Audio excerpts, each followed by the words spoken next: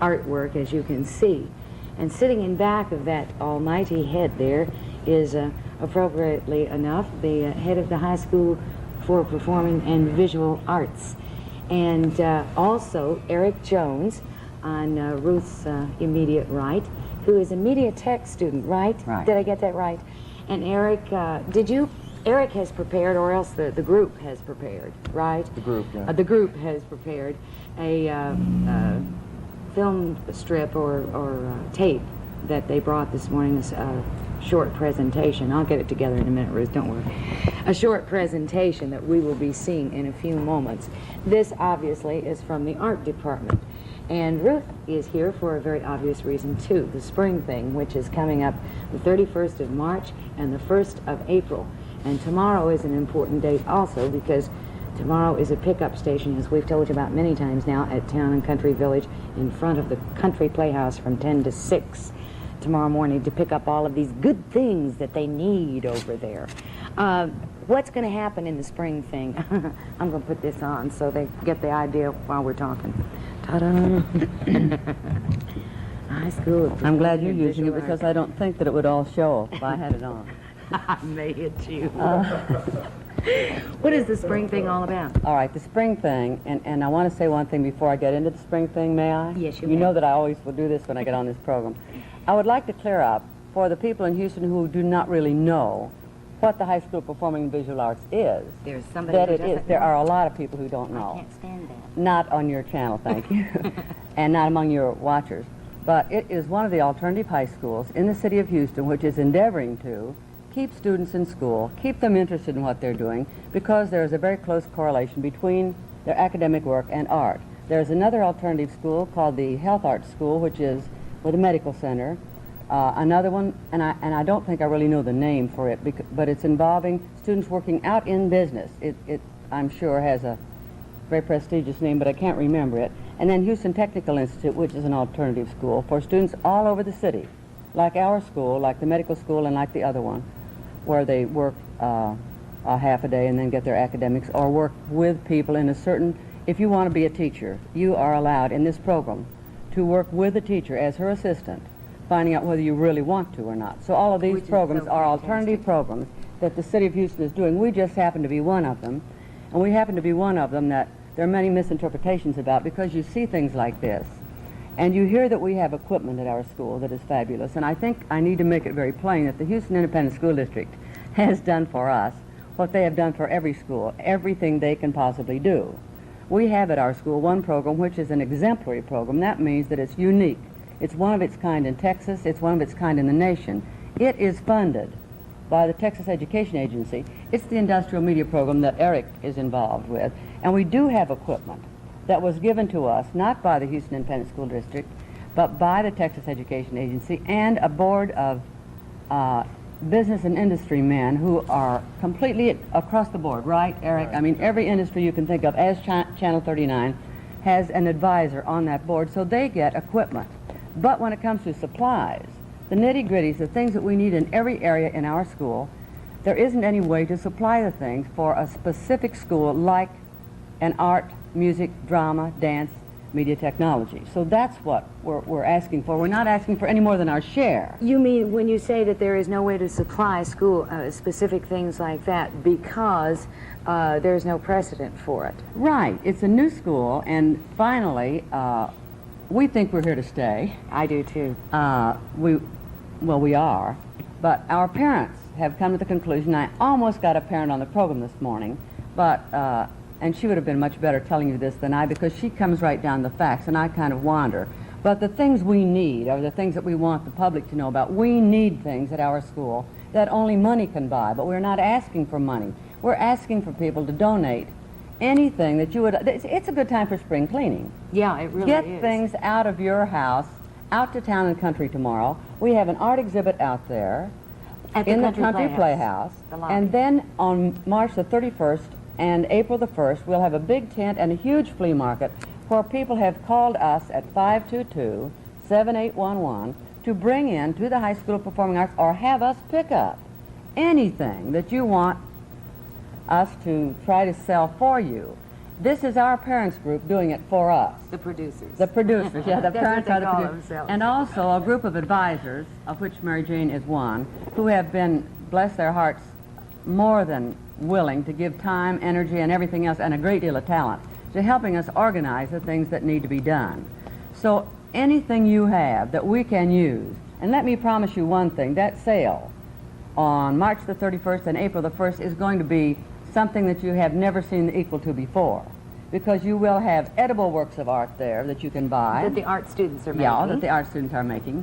You will have an opportunity to see all sorts of things that have been gimmicked, shall I say, up, painted, rejuvenated. That's what you do to people. Yeah. Refurbished.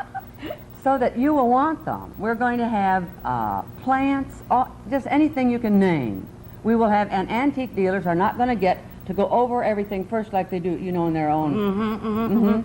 We have some super antiques. We have clothes. You won't believe. Clothes. We have canned goods that will be sold very cheaply because perhaps they're dented, etc.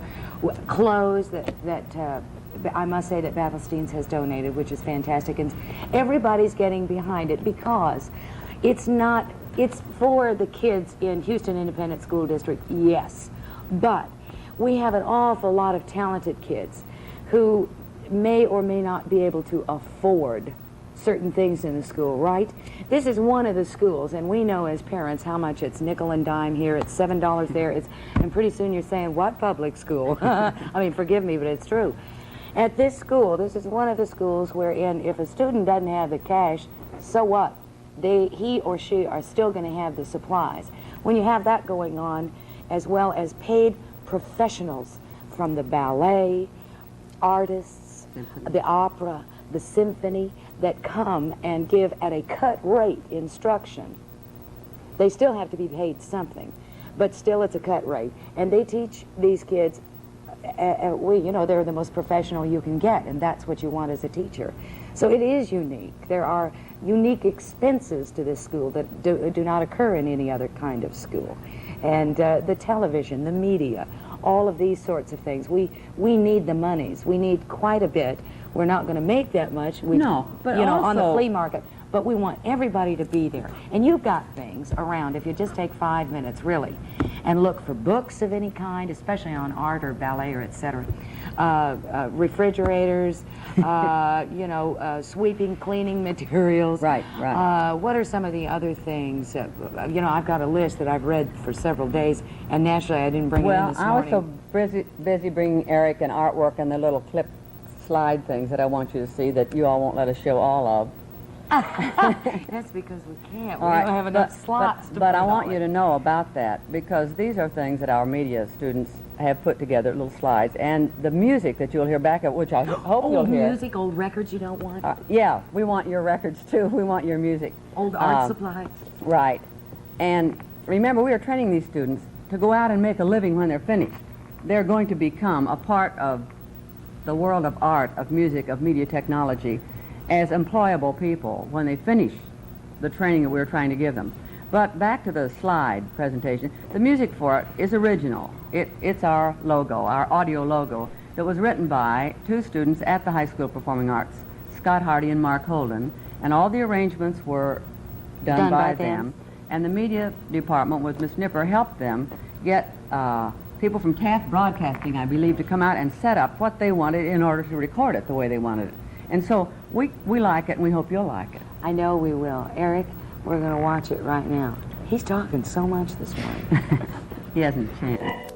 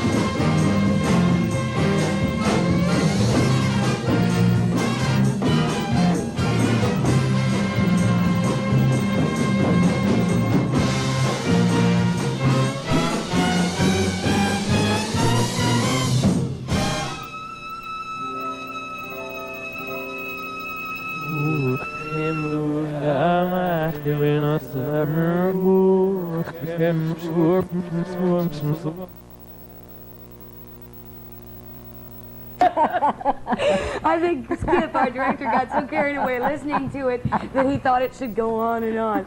That last little bit you heard was not supposed to be there, obviously. It ended with the big finish.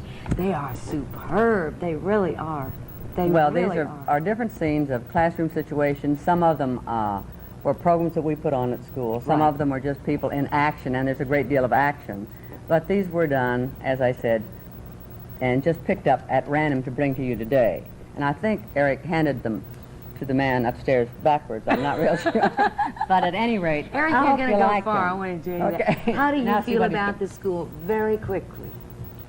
I don't think I'd go to any other school if I had, any other choice. I do, but I've started with the school and I'm going to stay if I can.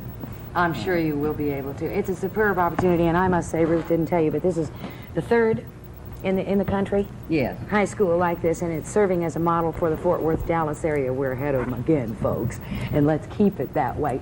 You must support this coming the 31st and the 1st of this month.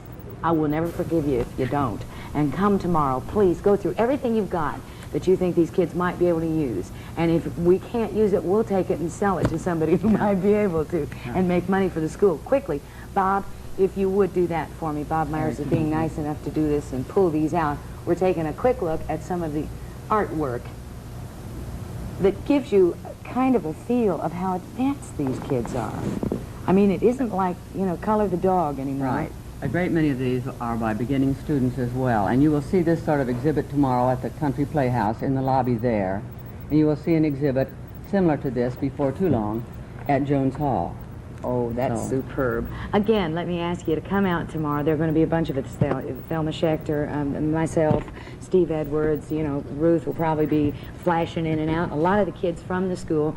It'll give you an opportunity to familiarize yourself with the kids themselves. Bring anything and everything from 10 to 6 at the Country Playhouse in Town and Country. Eric, thank you. Ruth, thank you. We're going to take a break. Be back in 60 seconds. Don't go away.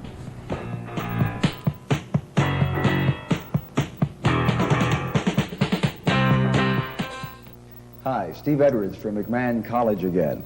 With me are Kay Davis and Gerard Richer, who are soon to graduate.